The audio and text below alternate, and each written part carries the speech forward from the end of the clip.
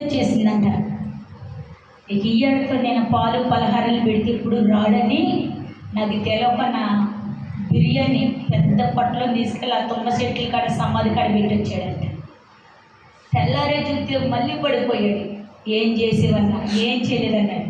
మరి తుమ్మ చెట్టు పొట్టలు ప్యాకెట్ అన్నీ బరీ కాబట్టి అమ్మ ఇక ఎప్పుడు నా జోలికి రాడని బిర్యానీ పెట్టించాడు.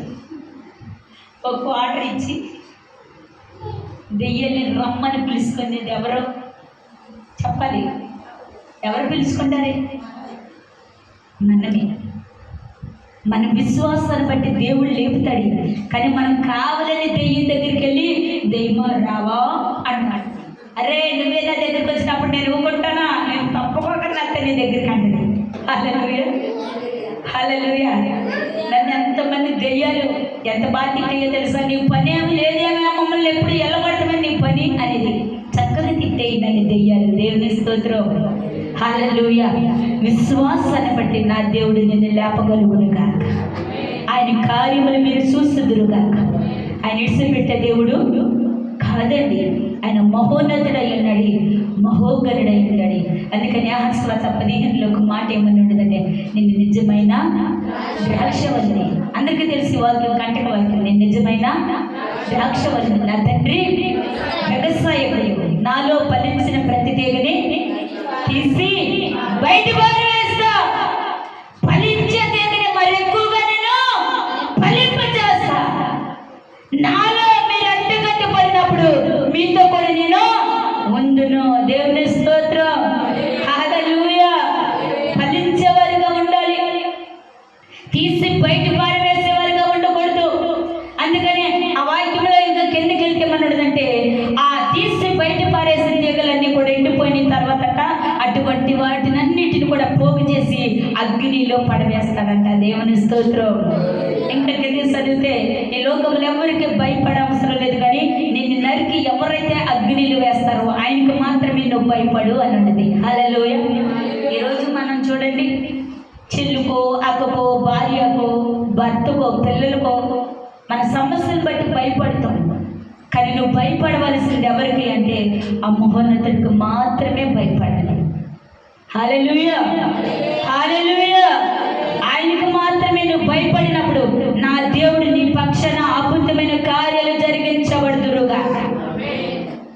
నేను ఇప్పుడు చెప్తున్నాను సందర్భాన్ని బట్టి. నేను ఒక ప్రాంగణానికి వెళ్ళాను. నేను ప్రార్థన స్టార్ట్ అప్పుడు ఇంకా మా అయ్యగారు కూడా మారలేదు.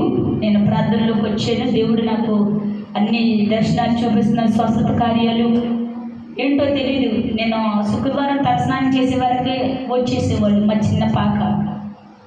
నేను ప్రార్థనలోకి వెళ్ళాను. అప్పటికి నేను క్రమం నిలబడలేదు, కానీ నేను ఒకరి కోసం ప్రార్థన చేస్తే 3 వ్యక్తులు నాకు తెలుసు.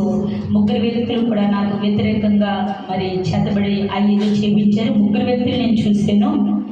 3 రాత్రులు 3 పగళ్ళు నేను మూసిన కని తెరవల మంచంలో ఉన్న రోజుకి క్షీణించిపోతున్నా. నా దగ్గరకు ఒక 3 వ్యక్తులు వచ్చి అన్నారు, మాలో ప్రార్థన నువ్వే చేస్తున్నావా? అందరూ చేస్తున్నారు. ధర్మజ్ఞుడు మంచి బొత్త వైద్యుడు ఉన్నాడు, వెళ్ళి చేయించుకొని నువ్వు బ్రతుకుతావు. ఎన్ని రోజులు ఈ మంచంలో నమ్ముస్తావు నువ్వు? ఎట్టగలకు మీ యజమానికి చెప్పు ఎల్లు అన్నారు. ప్రార్థన కలిగిన వారు క్రైస్తవులు రెయ్యంబగులు ఉపవాస ప్రార్థన చేసేవాడు. నేను ఒకటన్నాను, నేను హిందూ కుటుంబంలో పుట్టాను, నేను చనిపోయిన బ్రతుకునా నా క్రీస్తు కొరకే అన్నాను. దేవుని స్తోత్రం, హల్లెలూయా. నేను 4 రోజులు మంచంలో అలాగే నమ్ముసాను. 5వ దినము నా దేవుడు బహుగా చెయ్యి చాపి నన్ను ముట్టాడు. లెగిసి నేను గంతులు వేసే గొప్పను జీవించాను. హల్లెలూయా.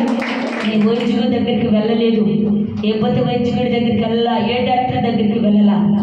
నేను నమ్ముకున్నవాడు గొప్పవాడు కాబట్టి ఆయన మాత్రమే నన్ను బాగు చేసేది. హల్లెలూయా. ఈరోజు అవిశ్వాసం నమ్మకం నీకుంటే నా దేవుడు తక్షణమే నీకు విడుదల ఇచ్చుదురుగాక. హల్లెలూయా. చాలా గొప్పోడు, చాలా చాలా గొప్పోడు, నేను నమ్మిన నా యేసుడు. చాలా గొప్పోడు, చాలా చాలా గొప్పోడు, నాకు దొరికిన నా యేసుడు. ఇలాంటి ప్రేమ ఎక్కడ లేదు. ప్రతి ఒక్కరు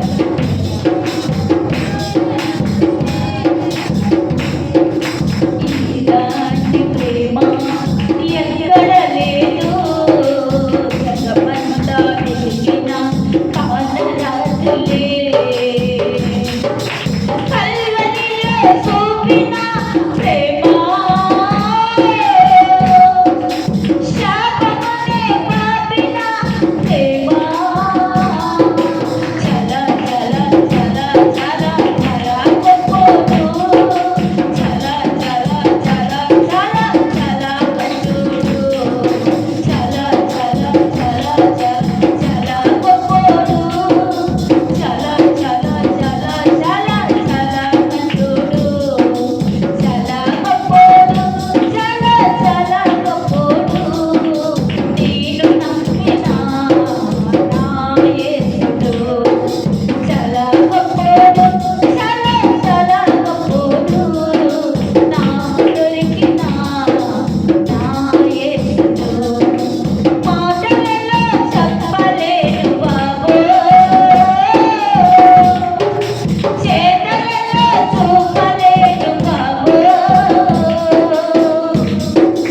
మాటలలో చెప్పలేను బాబో,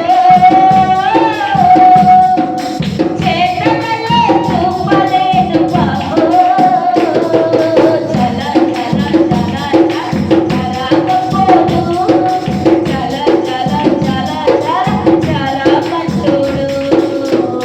ఆయన చాలా గొప్పవాడు, మంచివాడు. మాటల్లో కూడా చెప్పలేమండి. ఆయన ఊహించలేనివాడు.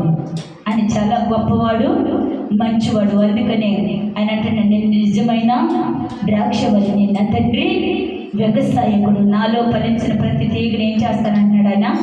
తీసి బయట పారవేస్తా. ఫలించే తీగను మరి ఎక్కువగా ఫలింపు చేస్తా. ఈరోజు నువ్వు ఫలించే మొక్కగా ఉంటే నా దేవుని కృప నీ మీద నింపబడుదురుగాక. నా దేవుని శక్తి నీ మీద ఆవరించబడుదురుగాక. నా దేవుని కృప ఈ క్షణమే నీ మీదకి దిగబడుదురుగాక. ఆయన కృపలో వర్ధిల్లబడాలని, అంటగట్టబడిన ద్రాక్షవలే ఉండాలని ప్రతి ఒక్కరూ ప్రార్థన చేద్దాము. ఈ కొద్ది మాటలు ప్రభు దీవించబడుదురుగాక. ప్రతి ఒక్కరు కూడా మోకాళ్ళ మీద ఉందాము, ప్రార్థన చేద్దాం. కొద్ది నిమిషాలు మోకాళ్ళ మీద ఉండండి. దయచేసి ఎవ్వరూ కూడా నలుస్తుండవద్దు. మనం మోకాళ్ళ మీద ఉండి ప్రార్థన చేద్దాము. మన మధ్యనున్న సహోదరుల కోసం కూడా ఎంత బలహీనుడిగా ఉన్నప్పటికీ